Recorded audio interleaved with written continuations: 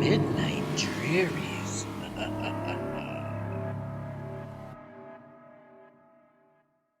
Deep within the shadows of an ancient graveyard, nestled beneath a veil of mist, an eerie silence was broken by the rumbling of laughter and the sound of raucous music. The resident monsters, typically hidden within the earthy tombs and crumbling mausoleums, had taken to hosting extravagant parties under the moonlit sky. The graveyard had become a haven for revelry and debauchery. The undertaking business had been passed down through generations of the Caro family, and the current caretaker, Harold Caro, was a practical and frugal man and had no time for such nonsense. He had seen it all, from the shuffling of the undead to the whispers of ghosts, but the rowdy antics of these unruly monsters were pushing the limits of his patience. One night, after another sleepless evening disturbed by the thunderous revelry, Harold called for a meeting. All the graveyard monsters were to assemble in the decrepit chapel at the back of the cemetery. His voice, although frail, carried an air of authority that even the most mischievous creatures could not ignore his matter-of-factness. As twilight blanketed the graveyard, creatures of all shapes and sizes crept out of their hiding places. Wretched ghouls, skeletal figures, creepy beasties, and other supernatural beings shuffled toward the chapel, their glowing eyes reflecting a mix of curiosity and apprehension.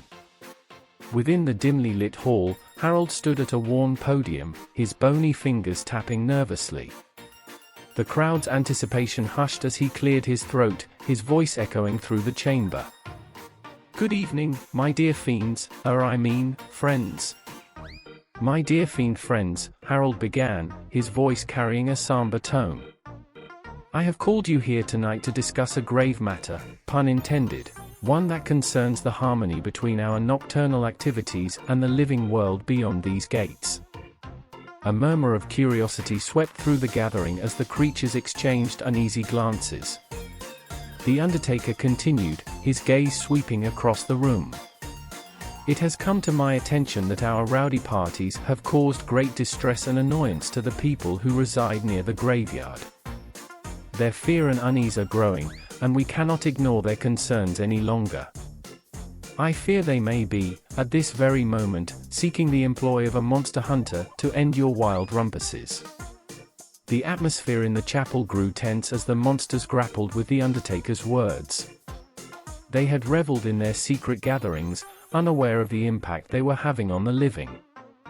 Some protested, insisting that their right to enjoy the night should not be curtailed. Harold raised a firm hand, silencing the unrest. "I understand your frustrations, but there is another element that we must acknowledge. The curse that plagues this sacred ground. It was cast not too long ago on the town by a vengeful witch, Nightshade Natty, who lost her life unjustly. Our wild parties have only fueled her anger, unable to rest in peace. There have been rumblings coming from her unmarked grave in the dark corner of the graveyard that is always cloaked in shadow whether day or night. The ghouls have confirmed that they can hear her complaining from within their burrows deep underground. And the last thing we need is a zombie Karen popping up and witch in, and bitch in, and cast in, and blast in. Innocent monsters could get hurt." A hushed silence fell upon the gathering as the gravity of the situation sank in.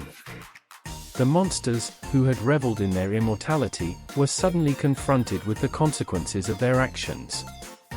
With a heavy heart, Harold proposed a pact, an agreement that would restore peace and tranquility to the graveyard and its surrounding neighborhood. Each monster would be granted limited time during the year to indulge in their revelries, but the remaining nights would be dedicated to silence and respect for the living, as well as the restless dead. Reluctantly, the monsters accepted the pact, realizing that their existence relied on the delicate balance between the living and the undead. They understood the importance of appeasing the vengeful witch's spirit and curbing their wild tendencies. As the gathering dispersed, the creatures slinked back to their resting places, contemplating the sacrifices they would need to make for the greater good. The undertaker watched, a glimmer of hope in his eyes. He knew that with their newfound restraint, the graveyard could regain its serenity and the monsters their peace. Years passed, and the graveyard settled into an uneasy calm. The monsters adhered to their pact, their once boisterous parties confined to a handful of nights. But human memory is fleeting, and complacency crept in. The allure of the dark nights became too tempting, and whispers of secret gatherings emerged once again. Ignorant of the consequences, the monsters succumbed to their desires. The ground shook with their celebrations, and the witch's spirit, long forgotten, stirred with fury. With each raucous night, her anger intensified, and a sinister energy began to emanate from the graveyard. One fateful evening, the witch's wrath reached its zenith. A storm of darkness engulfed the graveyard, as thunder boomed and lightning rent the night sky. The earth itself seemed to tremble beneath the monster's feet. Nightshade Natty, long confined to her spectral form, materialized before the trembling creatures, her voice dripping with venom. "You dare to break the pact and disturb my eternal slumber? Your insolence will be your undoing." The monsters quivered in fear as the witch's malevolent gaze swept over them. The air grew thick with tension, and despair hung heavy in the night. The time for penance had come, and there was no escape from the witch's wrath. One by one, the witch's vengeance fell upon the monsters. They writhed in agony, their grotesque forms twisting and contorting, as Nightshade Natty zapped them in the but with bolts of witch lightning, and their once immortal bodies decaying before their eyes. Their laughter turned to screams. The party was over. Harold, the undertaker who had pleaded for restraint, watched in horror as the graveyard turned into a gruesome spectacle. He had failed to prevent the curse's resurgence, and now his beloved monsters suffered the consequences. In the midst of the chaos, Harold mustered his remaining strength, crawling toward the witch's feet. "Please," he pleaded, his voice strained with desperation. "Spare them. I accept responsibility for their transgressions. Punish me, not them." The witch regarded Harold with a cold, calculating gaze. After a moment's contemplation, she nodded, her voice carrying a wicked undertone. "Very well, caretaker. I shall grant your wish. But I shall lift the curse, not transfer it. For it is you who took my fallen body and laid it to rest here in these hallowed grounds after the horrid townsfolk stoned me to death. For that, I owe you." And so, the graveyard remained forever altered, a testament to the consequences of breaking the fragile truce between the living and the dead.